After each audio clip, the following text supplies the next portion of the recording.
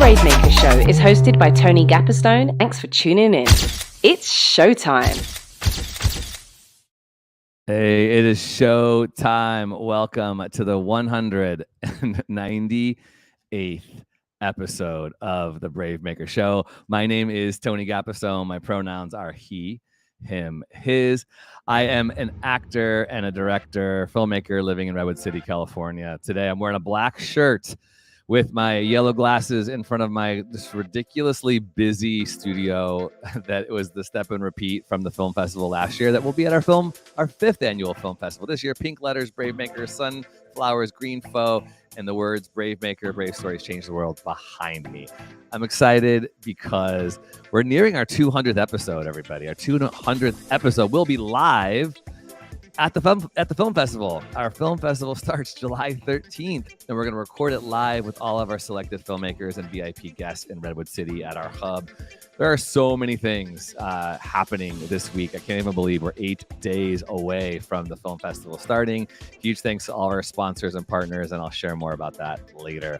But I want you to meet 3 of our filmmakers today. We're going to start off with one of them. She is the filmmaker of a short film called Trust Fall, and I'm excited for you to learn more about it. Welcome, Amber. Hey, Hi, Amber. hey.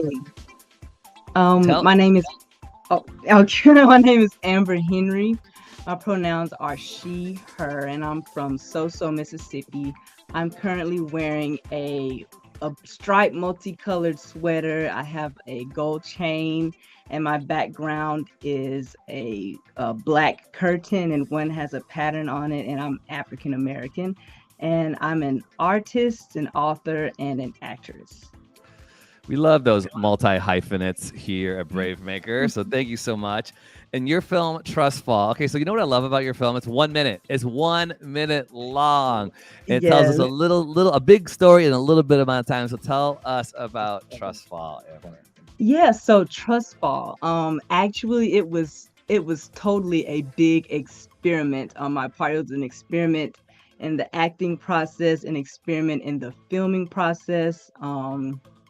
But I didn't have any expectations for it, but I think it came together really well. And so it's about taking the trust falls that we do for ourselves every day, and showing up for ourselves in the way that only we can. Like, even the people who love us the most, they can't show up for us in the way that we can for ourselves. When we take risks, when we take leaps of faith, all those things, they take strength of character, strength of resolve, and bravery.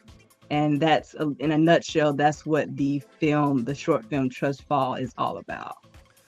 I love it. So, here's some of my fresh and raw feedback on short films and short films. As someone who is a filmmaker, but also who programs a film fest, short films are so great. They're so fun. And I love that you're one of 2 1-minute short films in the film festival. You know what's great about them is they go by quick, and you have to watch it again, and you can watch it again and again and try to make some sense of it. They're also easy to program if they're good, because you can slip them in lots of different places. And as a film festival, sometimes we are trying to squeeze in as many good films as possible. And when it's a long run time, it can be challenging because you have to say no to a lot of films. If you're programming one film that's 20 minutes, 25, we've had some 44-minute submissions because that's the cutoff for short films. So a 1-minute short film has a lot of perks to it. So tell me about it. You said it was an experiment, And I want to tell you too, we had a lot of conversation. This 1 minute short film inspired a lot of conversation in our team, and I'll tell you why. Talk about the experiment and what that meant in making it, and what that and how it all came to be. Yeah, so as actors, actresses, I think, it's definitely it's a hard business out there, and it's kind of hard to get your foot in the door.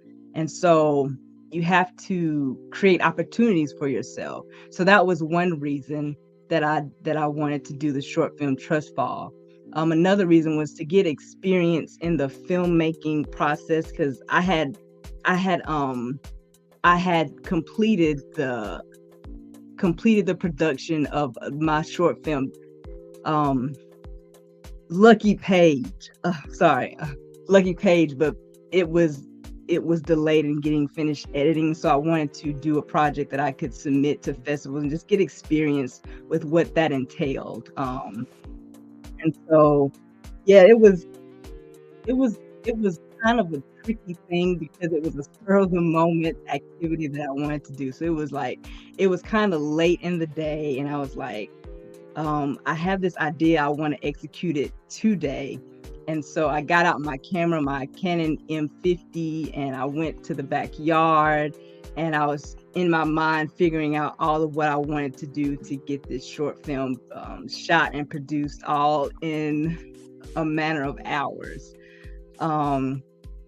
So I guess some of the obstacles that I faced was I had a lack of a cinematographer. Like, I was shooting this all by myself with a tripod, setting up the angles and the determining the shots in my head of what I wanted to do.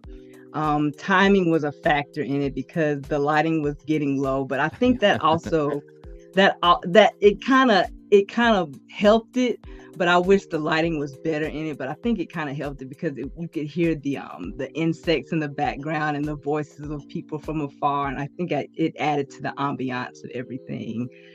So wait, those insects were all real.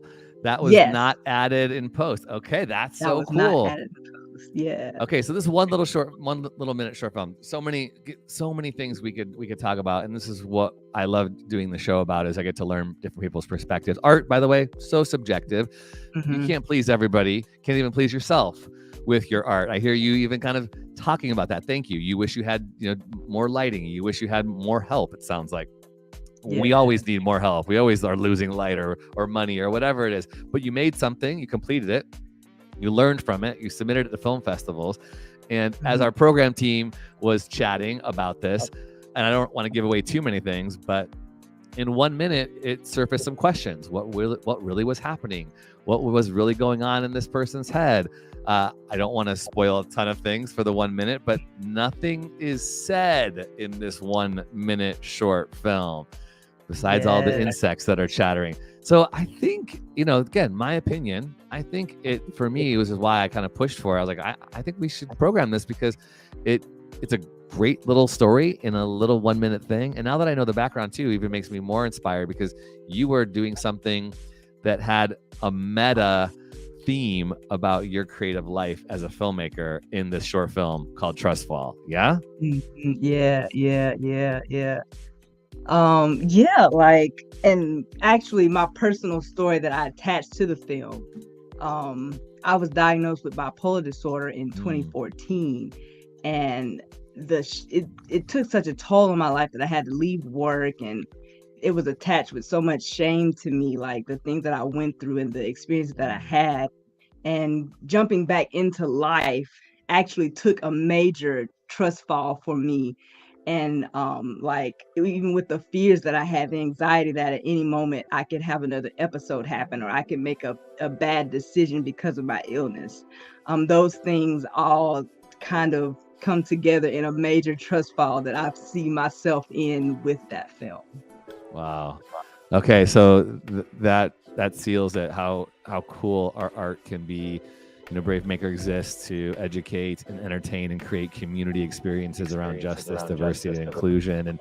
And things like mental health are very important to us. And I love that you brought this out into your own life. It was in your art. You are finding, sounds like, also an expressive outlet. And, could I be so bold to say maybe this is a healing opportunity. It's a defining opportunity in this little short film Yeah, to exactly. find meaning or make meaning out of your own challenges in life. Yeah. Exactly. Yeah, you could say that. You would be fair to say that. Well, Amber, I know you can't be with us in person in Redwood City, but tell our listeners and our viewers who are watching live and on the replay what you would encourage as as a maker yourself. You said you learned some things. Why make short films? Why do things like this that take risks? What advice would you give to those who are waiting in the wings, who want to make something but yet have not? I would say, just do something. Take some time to think about it, plan it, but don't let that process stop you from actually doing something. Because I think so many people get hung up in the planning process, but you never know who might find your short film or your feature film entertaining or inspirational. So just do something and don't be afraid to get dirty in the process. But yeah, that's all that I have to say about that. Well, I want to say thank you for making this short. And, I'm a filmmaker who still makes short films. I have a feature film out in the world. I want to make another feature film, but there's something about shorts that I think I'll always want to be a part of that process because it's attainable. You can take something on the page, and you reminded me that I've never made a 1 minute short, so maybe I should make a 1 minute, no dialogue short, because it does something. I think as an artist, it's a challenge, and it's instant. Not gratification is a weird word, but you can see the product. You can put it out into the world. Feature films. We all need to be aspiring filmmakers. We all need to be aspiring to make a feature film if we want to be a filmmaker. I think making a feature is very important, but these shorts are a way to learn, and I really appreciate that you made this, and I hope that you continue to learn and are making stuff, and hopefully someday we'll be able to intersect again and see you in person in Redwood City. I know you're with us for a short time, so thank you for giving us your time. Where can people find you and follow along on what is next in your making career? So my website is www.claireishiayatoro.com. That's my pen name and my acting name. And you can follow me on Instagram at NicoleCraft575. That's my main page. And then I have another page at Equal Age Co for my business that I do. So you can follow me on those places. That multi-hyphenate life you are living. All right. All right. Well, hey, thank you so much for coming on the show. We wish you the best. We will be posting stuff about Trustfall on our Instagram page, which is at BraveMaker Film Fest. Go to our website at bravemakerfilmfest.com/filmfest to get your tickets. We're 8 days away, everybody. 8 days away. You don't want to miss all 40 plus films and workshops and VIP experiences that are coming out. We would love you to be there. Amber, thank you so much for being on the show today, and we'll see you again soon. Thank you. Take care, everybody. I'm going to show a quick trailer to the film festival, and we'll be meeting our new filmmakers soon. Stand by. I am a BraveMaker. I am a BraveMaker. I am a BraveMaker. BraveMaker is always about taking big risks, going after those big dreams, and not letting anybody tell you no, that you can't do it. BraveMaker to me means courageous voices, diverse voices, standing up for what means something to you. BraveMaker means to show up in your authentic self and telling the stories that you feel will resonate with other people. Really just showing up as your true self in the world. It was a film screening, but also it was a healing opportunity and journey. So really honored to have been a part of that. BraveMaker, what that means to me is not just something you say. You actually have to get out there and be vulnerable and push those limits. It means getting out of your way. My fear is the thing that stops me, and my ability to be brave is the thing that moves me forward. Really, I've come to realize that you have to create your own door and walk through it. And you make your own opportunity. You don't need approval from anybody. Really know why you want to tell the stories that you're telling. How BraveMaker compares to other festivals is amazing. The filmmakers feel welcomed, invited, and like we are a key part of the festival. The organization and the execution is top-notch. It's been amazing to watch the community here. It's been amazing to watch how everybody seems to want to interact with each other. You can really feel that here. This is an incredible community. Take your risk, And if it doesn't work out at the moment, was it meant to be? Build up your career and ask again, ask again, ask again. If you could disidentify with your failures as being things that somehow you should try to avoid, as opposed to failures being something that you embrace, because in order to do that, you had to risk. Failure is just a learning tool. Failure is just, what are we not going to do in the future?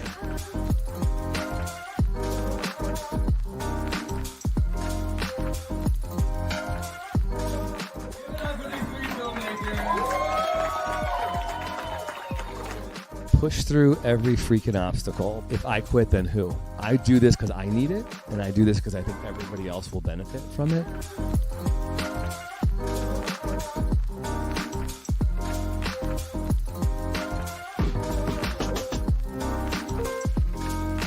Elizabeth was a seed planter, and she was one of the best nurturers on the planet.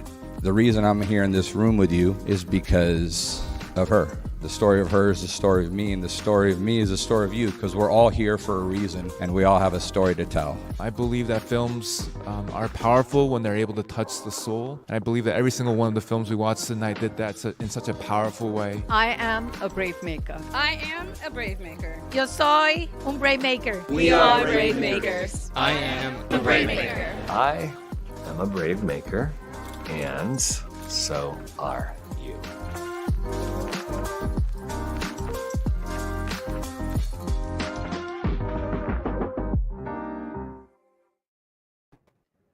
Well, welcome two of our selected filmmakers for 2023's 5th Annual Film Festival, Emily and Abby. Thank you so much for being here from the film Trying. Why don't you two introduce yourselves and give us your visual descriptions and anything you want to say about yourself.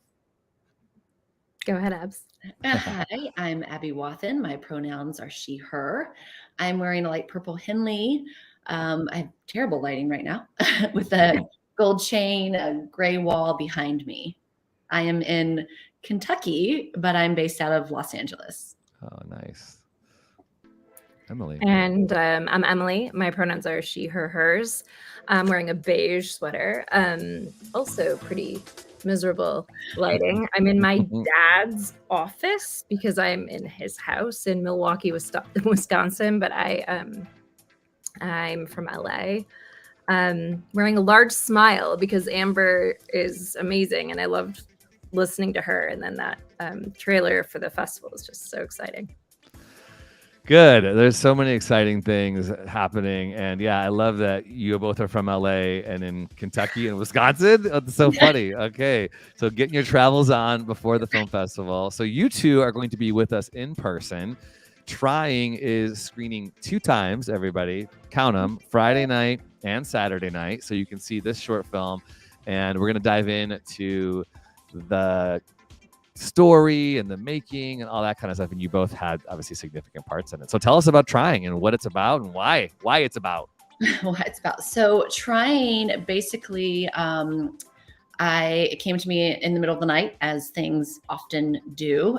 And it was after I experienced something very personal in my life. And I just was grieving so differently than like my husband. And I just needed to talk about it. So I wrote this rough draft and basically emailed Emily and said, can you read this? And can you direct this? If you like this, can we do this? Because this is crazy. And there's so many scenes. I just felt like I needed to tell the story because I just needed to heal. I just needed to breathe and get it out there. And whether it was going to be seen or not, it was just something that I needed to do for myself. Yeah. And when I received the script, it was heartbreaking. It was heartbreaking. The story, it's the story of one woman's story of trying to conceive a child and the experience of infertility. And her script was heartbreaking to me in part because I love Abby, right? But it was heartbreaking as well because so many women in my life were dealing with the same thing. And no one seemed to be talking about it. So it was a quick yes, and I'm like, how are we gonna do 36 scenes? And we made it happen. It happened. So we watched the movie, and we loved how it brought up a conversation. That's one thing we at BraveMaker love, is having conversations around movies. We don't just want to show something and kind of like move on and go to a party, although we love a good party. But can we have a meaningful conversation? Can we talk about what these characters were going through? And the art and the craft of a film and the making of it is really important. So I think you gave us a lot of juicy things in this little short film called Trying. And I want to talk more some other connections I have with it that I'm excited to talk through with you. But let's go back to the kind of the genesis of it. Abby, thank you for transparently sharing. It came from a real personal place for you. It came from a place of struggle, darkness, conflict, whatever you want to say. And you brought forth a story from it. So can you talk a little bit about that? I guess the making, the birthing of a story that has to do with birth. Like, that's a challenging intersection, and putting your life on display. So anything you want to talk about in regards to the making of something that is so deeply personal, and how you can be objective, maybe you can't. All of us sometimes have been told, write what you know, and we do know a lot of trauma in our lives, and we put it on screen. So that's a lot. I'm vomiting a lot, but start with however you want to respond to that question. I would love to hear the making. So the making of it, I literally saw it in my head when I first started writing it. Originally I had animation, and because the story it was like, I had such a magical moment when we, I don't want to give anything away, but it was just such a journey. And I felt like I really wanted to tell this in a very like hyped up, magical way. I forget who David Lynch kept coming to mind. Like, I just want to do this real weird. And I also just really did it to get it out of my head. At one point I was like, maybe we just shoot this on an iPhone just so we can talk about it, just so I can talk about it, just because I was finding myself at grocery stores feeling like I need to talk to this person buying cucumbers next to me. Like, I really just need to talk about this because I am grieving. So that's really where it came from. I also feel like art is healing. It's what I always go to. I feel like art heals everything. I mean, look at, even in COVID, like how people sat down and watched movies and watched TV shows just to get through it. Like, it's important. Yeah. So making this was beyond my expectations. Michael Draper, who plays my love interest, my husband in the film, he also went through an experience. And so when I asked him if he wanted to be in the film, it was hands down yes for him. He was like, this hits home for me too. So it was great that he joined, but he also felt very connected to the project. So Abby writes it, Abby acts in it, sends it to you, Emily, and you direct it. Talk about, again, you said you received it and it was an instant yes. Can you talk about some of the dynamics of partnering with Abby, bringing this very personal story to life, and then what it was like directing it? Yeah, it was a yes on so many levels. I've worked with Abby 2 other times. I call her my muse. I think she's a phenomenal human. I think she's a phenomenal actress, and she's a dear, dear friend. And if Abby says she wants to do something, I want to do it with her. I think,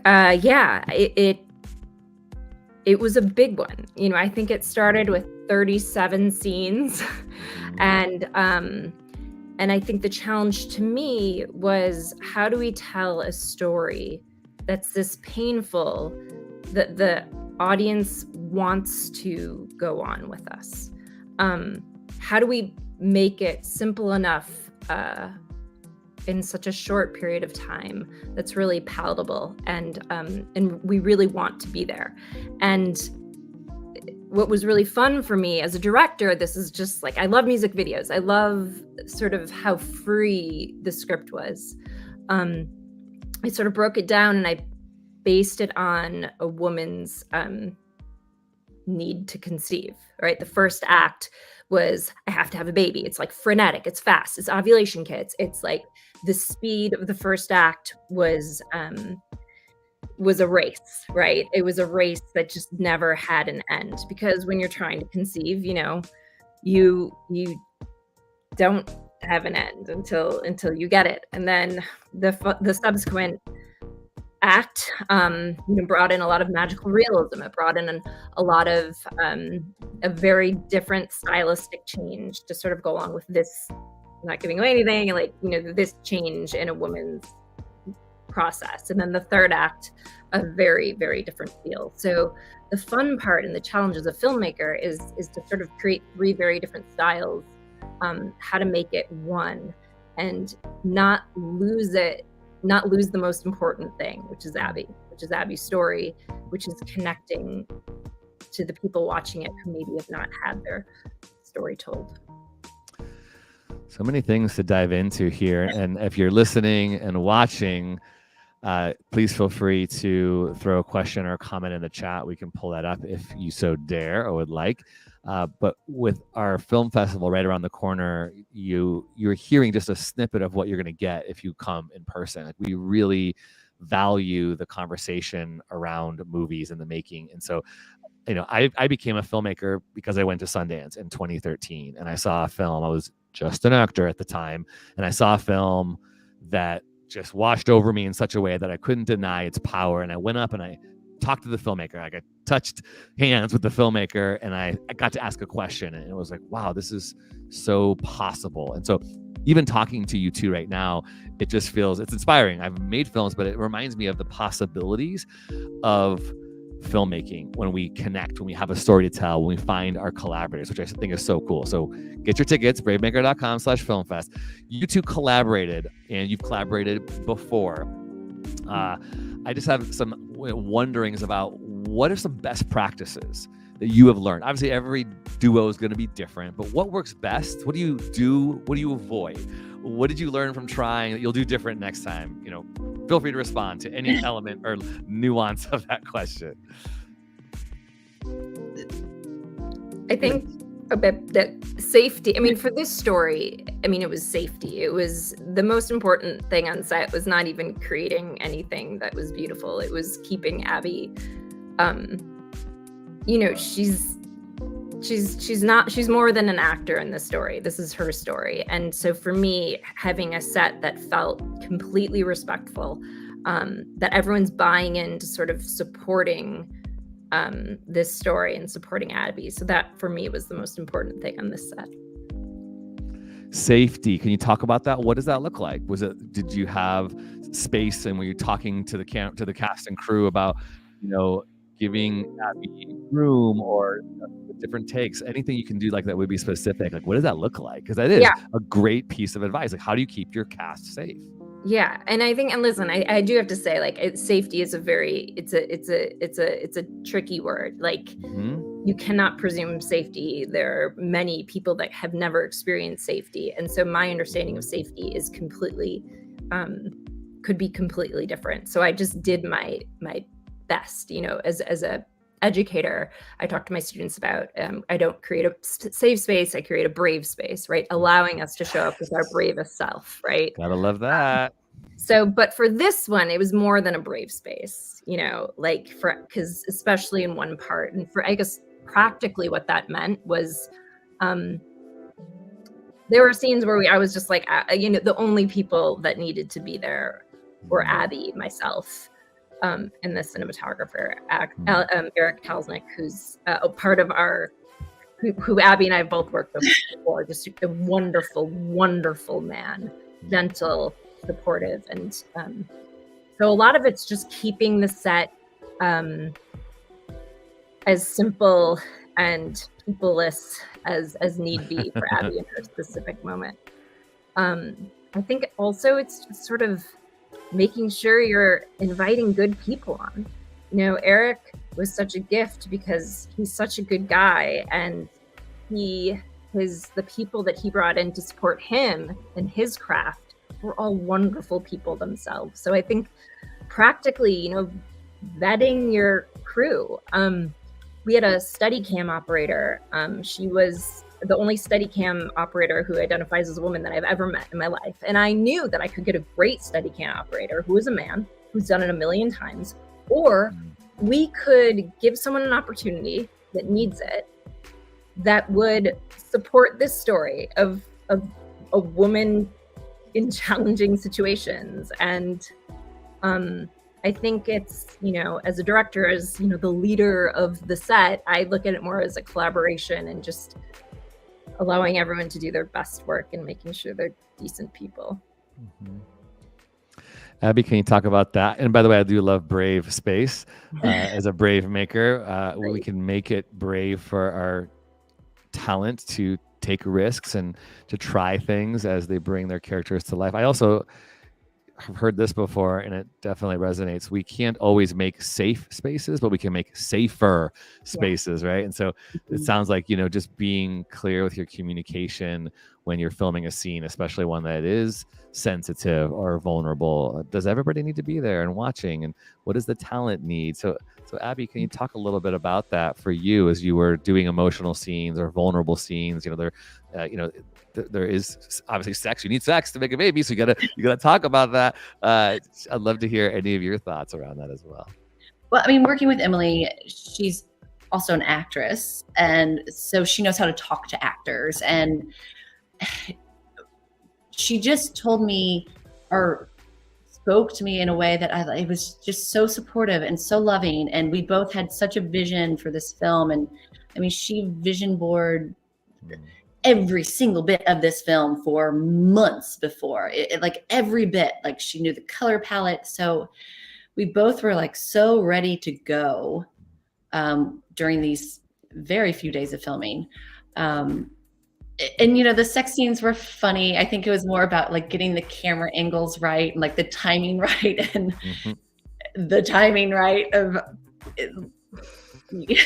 not sexy stuff in a sex scene.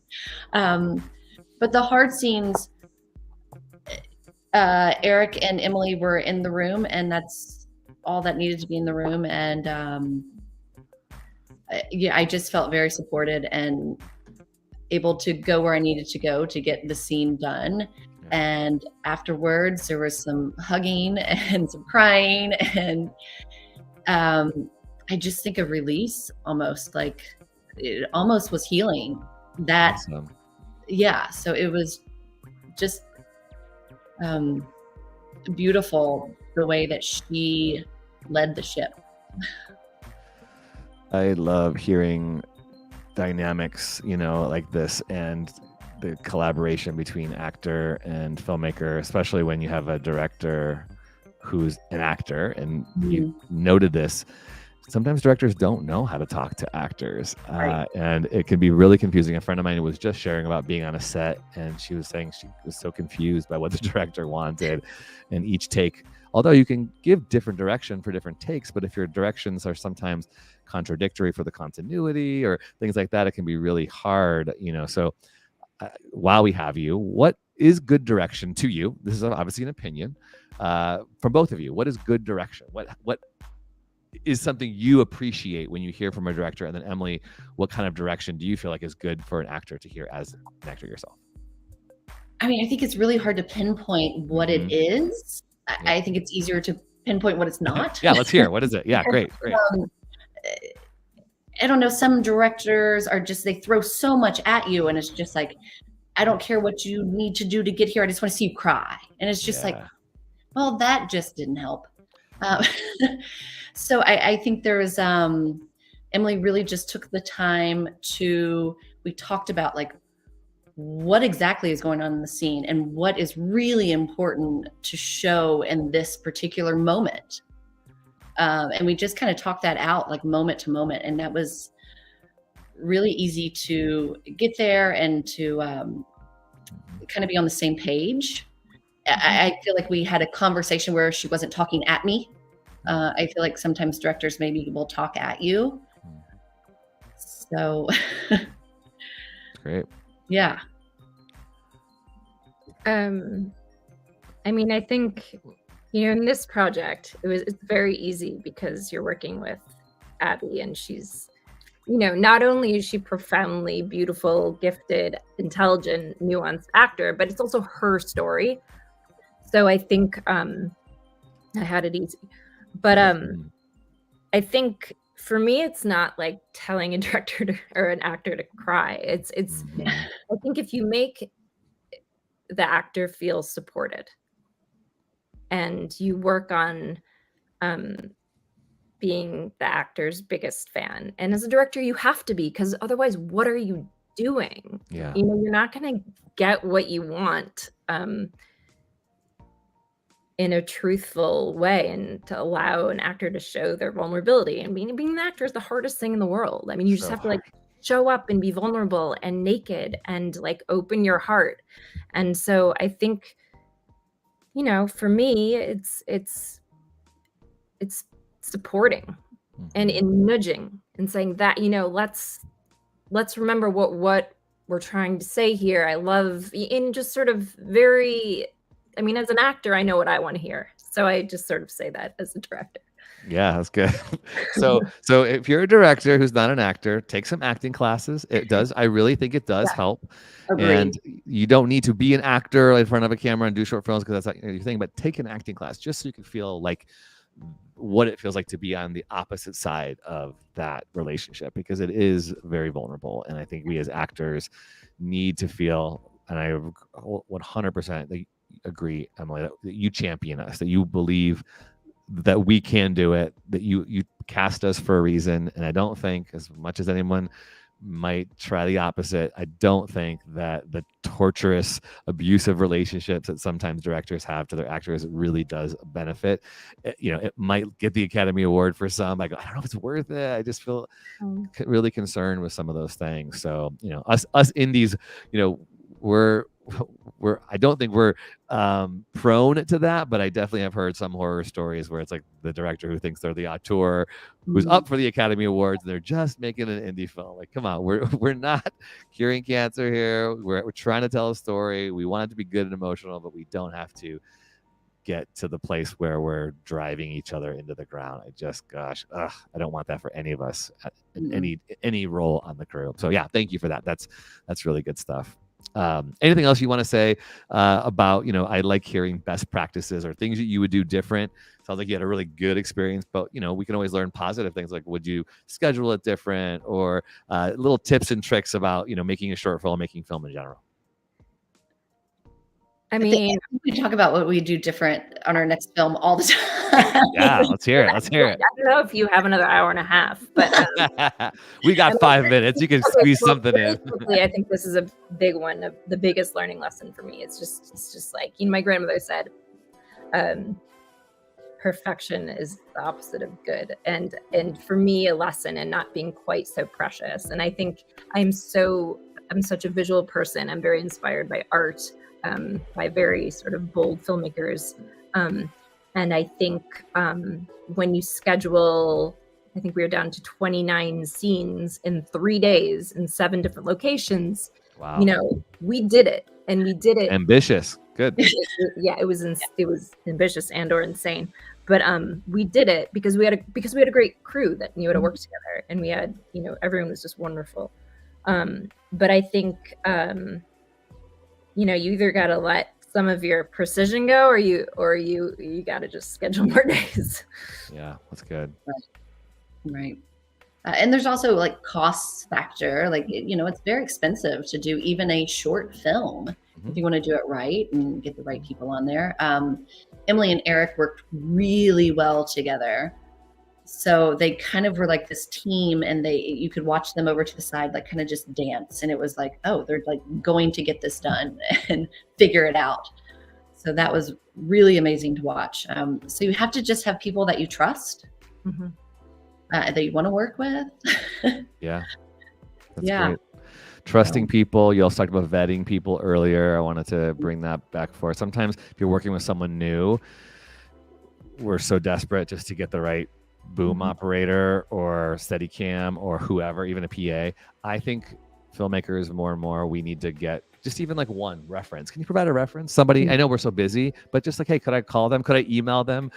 Get some background on somebody, because this is our passion and our love, and to bring someone in who could be potentially toxic or racist or homophobic or misogynist, it's like, it happens all the time, I think, because we're going so fast. But yeah, sometimes we got to do that due diligence and just vet those people out, because trust is a big thing. If we don't have it on set, whoo, it's not good.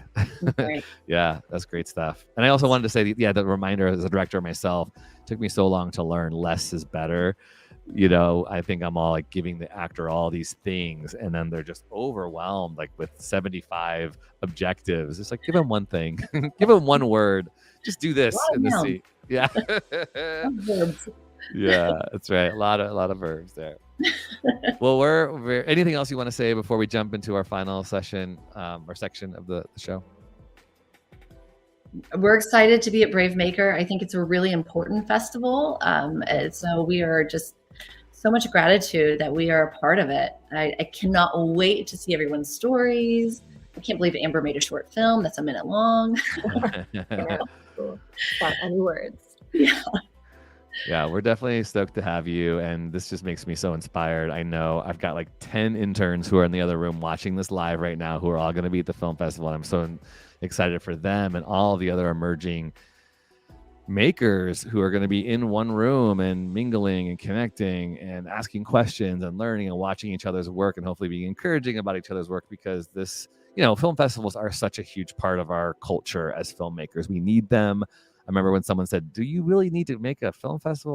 Like does the world really need another film fest? And I said, based on how I have experienced film festivals, we need more good ones, more ones that make space to appreciate. But yeah, there is more exhibition needed for our work, and more screens that need to see in these stories, and more lounges that need to be filled up with makers who can take a breath and, drink a coffee while meeting someone new that they might not have met before, even if they live in the same, you'll probably meet people from LA you haven't met just being up north. So I'm excited to see who gets connected and then who potentially works with someone in the future. So thank you for being willing to sacrifice time, money, energy to come to Redwood City. I know we will all be better for it.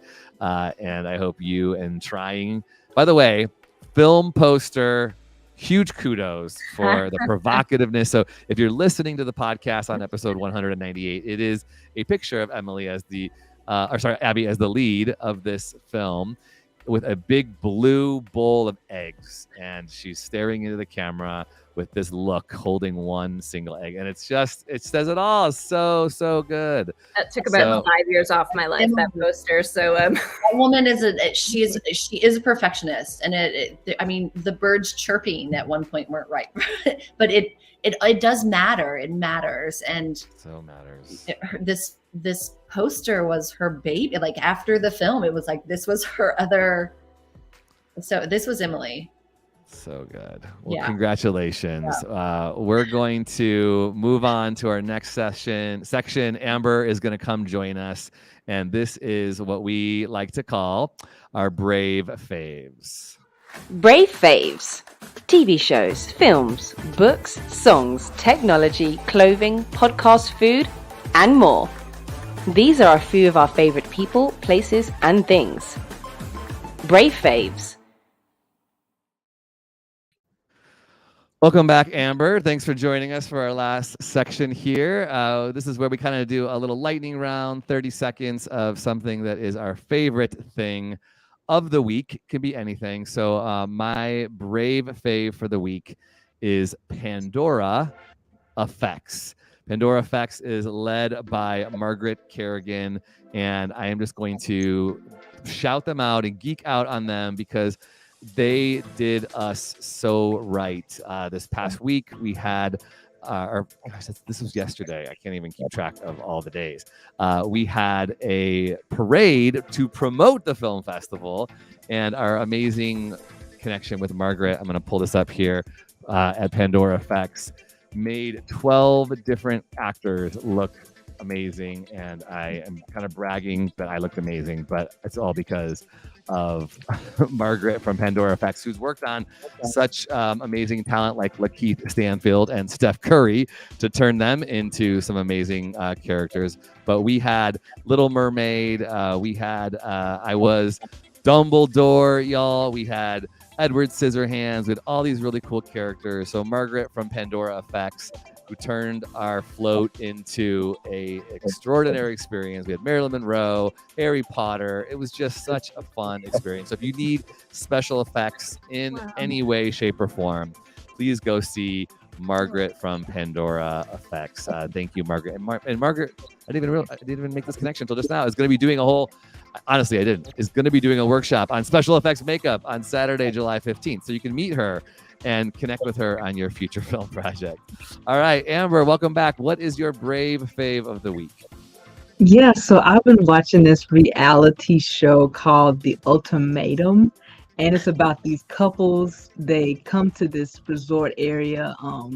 They're initially together, but then they break up and they mingle with the other people there, and they form new couples, and they spend some time together. And the whole thing is they want to see how they would be in a married situation. And by the end of it, they have to decide whether they want to marry the person that they came there with, whether they want to be with the person that they spent time there with, or whether they want to be free. And so it's a very interesting. Yeah, that's it. It's a very. This sounds like some juicy guilty pleasure. I love it. I love it. Drama. Yeah. Yes, The Ultimatum on Netflix. Okay, that's good. What do you got, Emily? All right. So this week I reread a book that I read just 2 weeks before. It's right here, Open Throat by Henry Hoke. Just published June 8th. It's about a queer mountain lion. The protagonist is a queer mountain lion roaming Griffith Park in Los Angeles, California. You begin to read this book and you can't put it down, and then you just read it again. Wait, wasn't there? Was this based on a true story? Because I know there was a big famous mountain lion in Griffith. Is this really based on that? No, I mean, okay. It's not P22, but it's P22. Okay. But it's another mountain lion. Right on. Okay, Open Throat. Griffith Park mountain lions getting some good media action. That's awesome. All right, what you got, Abby? I'm just obsessed with the show The Bear. You guys, I think it's perfect. I think it's fun. It's fast-paced. The acting is just spectacular. The directing, the music, I think it's just a perfect show, and I'm just so into it right now. So this is what I'm doing for the next, not very long, because I'm getting through it really fast. Yeah, 2 seasons. I think each one is 8 or 10 episodes, right? Yep. So quick. You can definitely consume it quick. And I agree. It's a inspiration on acting and writing and editing, all that stuff. It's beautiful. It's such a good show. Love it.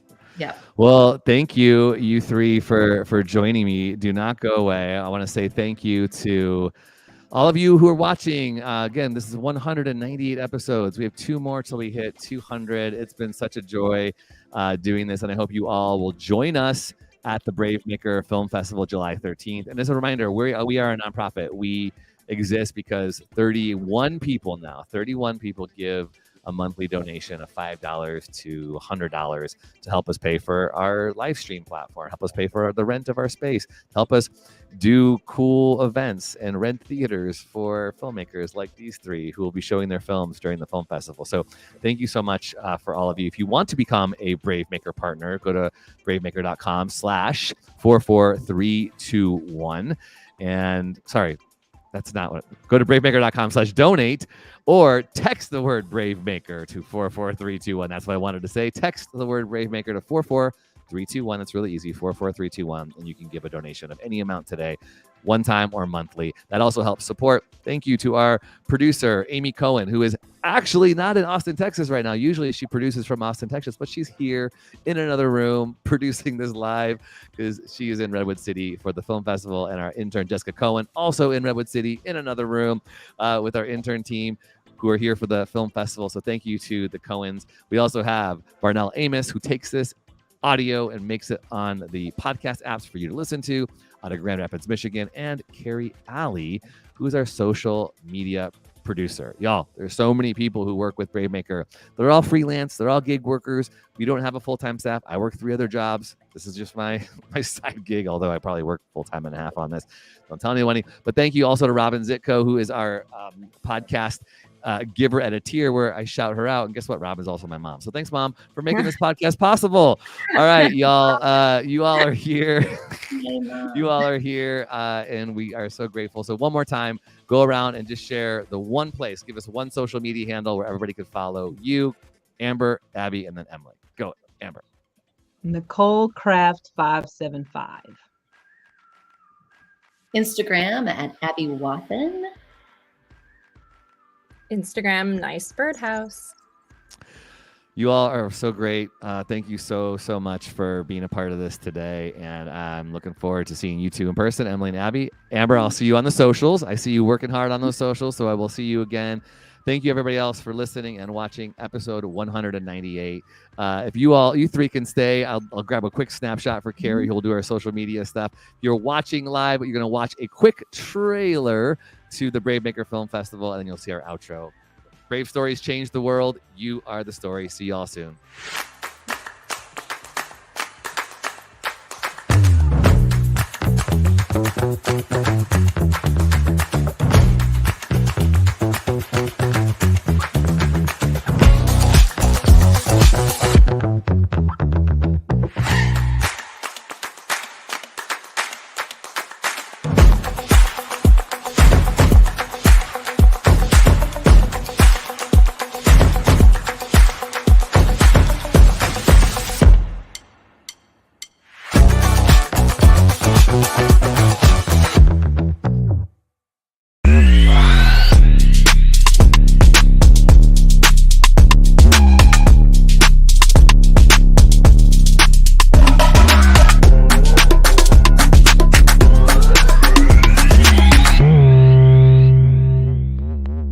Follow us on Instagram, Twitter, YouTube, and Facebook at BraveMaker.org. Like, subscribe, and share. To become a monthly donor, text the word BraveMaker to 44321 or go to bravemaker.com/donate. Thanks for tuning in.